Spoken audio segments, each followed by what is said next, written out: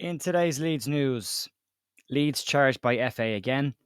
EFL confirm cup draw and league fixtures to be announced. Preseason disruption. Latest on the Leeds manager search. Changes to the foreign player points system. Premier League issue a statement on tragedy related chanting. Leeds hire temporary director of football. Robin Koch to hold talks with Manchester United. And Tyler Roberts to leave to Birmingham.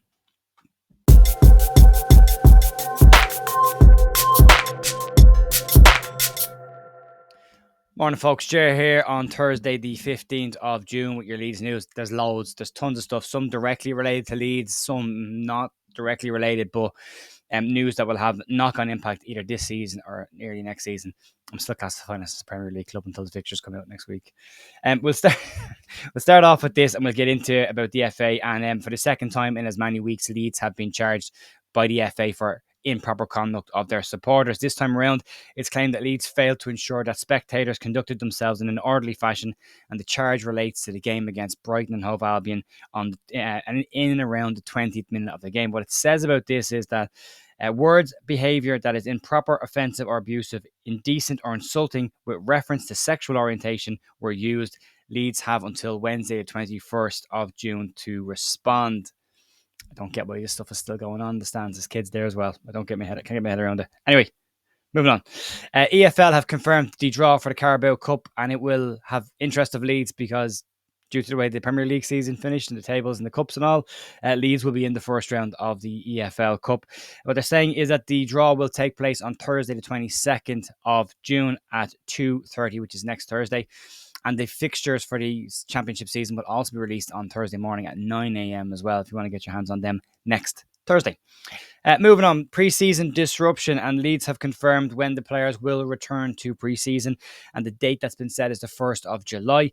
What they go on to say is that Leeds have also announced friendlies against Manchester United for early August, which means Leeds will only have a month essentially of the hard work before they get into game situations.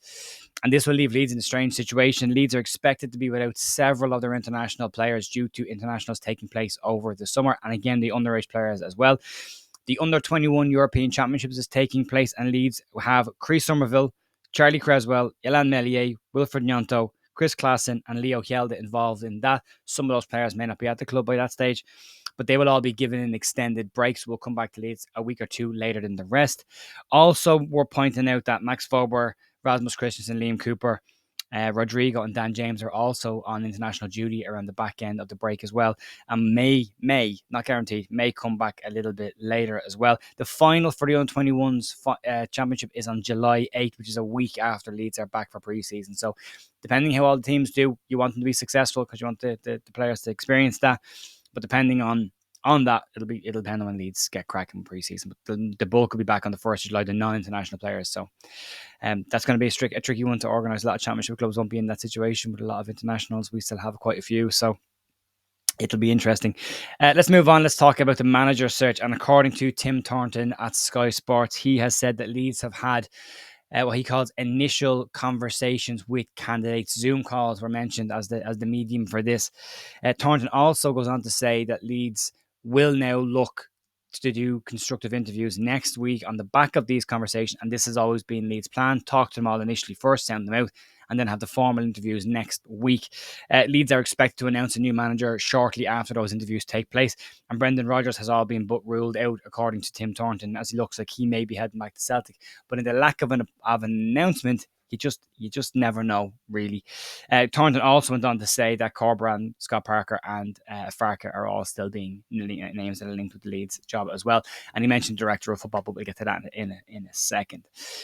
Moving on, let's talk about changes to foreign signings. So whether you may or may not remember this, but when the UK left Europe, all the rules around free movement and free working of people within the European Union changed for Britain, and essentially every country in the EU, I think outside of Ireland, actually became viewed as a foreign country in as far as signings of players. So what that means is, under the EU rules, the English club could sign a player from France, Germany, Denmark, didn't really matter. There's no visa applications needed. You're a European citizen. You can move around freely. However, with Brexit, it now means visas are needed for any foreign player coming in. And that brings into play the points system, which is used for countries outside of the EU before this and now the EU. So basically what happens is it depends on the ranking of the league. It depends on how many internationals that you have played as a player as well yourself. And those points are then used to see whether you should get the visa, the working visa, in order to play in England. So that's caused problems over the last 2 years, but the UK government have approved changes to the criteria on this to allow Premier League clubs, Championship, League One and League Two to sign a set amount of players. It says that they can all now sign 4 players that don't hit the mark on the point system and can still bring in these players, but the limit is capped at 4, goes all the way down to League Two. And this is said to have happened due to lobbying from Premier League and Championship clubs to the government as well. So every team from the Premier League down to League Two can now sign 4 players outside of the UK who don't hit the normal points tally that's needed. Right, moving on, let's talk about Premier League. And they have issued a statement relating to tragedy-related chanting at stadiums. We're all very familiar with this. And this is what they basically said. The Premier League have released a statement covering tragedy-related chanting, which has increased along with antisocial behaviour recently. The clubs have unanimously agreed to a series of measures relating to this. It covers chanting, gesturing, graffiti, online abuse, and other behaviours. The action will face criminal prosecutions. It's going to be very hard to enforce, but they said that they're going to be focusing on regulatory environment, enforcement of online abuse. It's a tough one, and criminal prosecutions with the last piece on that. It's a really tough thing to police, but there's cameras in the grounds now, and they're trying to stamp down on this. Also, bearing in mind the fine that we just got, or the charge we just got from the FA for those chants. So maybe finally seeing an end of tragedy related chanting in stadiums, which would be very nice to see the back of, because it's just not a nice thing. So let's move on and let's talk about one of the main stories today. And Leeds have announced a new director of football, or albeit temporary director of football. In a statement this morning, Leeds announced the appointment of Nick Hammond to the club on a 3-month deal. Hammond has held roles as director of football for Reading as well as head of football operations for Celtic. He also filled an interim role at Newcastle during their takeover and their January transfer window, and was heavily involved in bringing in players like Kieran Trippier, Bruno Guimaraes, and Dan Burn as well. I think Chris Wood went in there as well under his time. So he has experience in doing this. He's a good track record. It seems like a very sensible and logical approach. It looks to me as if Stuart Webber is still the number one candidate. We said yesterday in the news he has a long notice period that he has to work. So this would make sense to bring in somebody that can get this transfer window sorted for Leeds, get the appointments needed done. If he does well, great. You could maybe keep him on. If he doesn't, you can move him aside, and Stuart Webber can come in if that's the direction the club decide they want to go. But yeah, it's a smart, sensible appointment. The big one on this is it's a name that just wasn't talked about. It's a name that didn't come out, and I'm just really happy to see information not leaking out of Leeds anymore, at the moment anyway. So Leeds said they will continue a search for a permanent director of football while this is going on. So it just gives them a bit more time, allows them to get the window out of the way. It's, as I said, it's a smart and sensible move. And we said last week or the week before, what the 49ers need to start doing with Leeds is making smart, sensible, logical decisions initially to get this move in the right direction. So that's good. That's a good thing. Let's talk about a strange one. And the headline on this is Robin Koch to hold talks with Manchester United. According to the Express, Manchester United have opened initial talks regarding a move for Leeds centre-back Robin Koch this summer. Sky Sports Germany broke the news yesterday with Florian Plettenberg saying that Manchester United planned on having loose talks with Robin Koch about a possible move, or his agents. Koch is widely expected to leave Leeds and must have one of the hardest working agents in football right now. His name has been linked with every single club nearly on a daily basis at this point.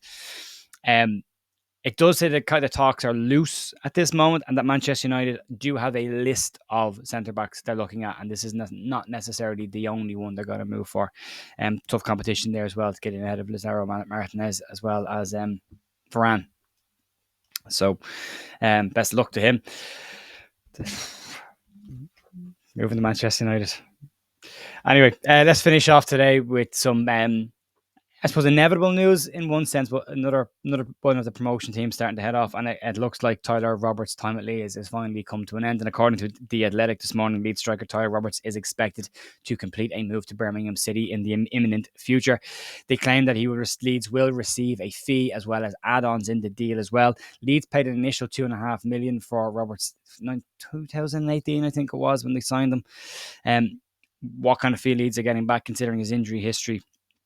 Again, last season with QPR did some nice things there, but was injured for the bulk of the season as well. So is expected to move. And according to The Athletic, medical is booked in Birmingham and is set to take place early next week. So that'll be the final goodbye for Tyler Roberts. We'll see him hopefully during the season anyway in the championship. So anyway, that's it for me today, folks. Thanks for watching as always, and I will see you tomorrow morning for more Leeds news. Have a great day. Bye.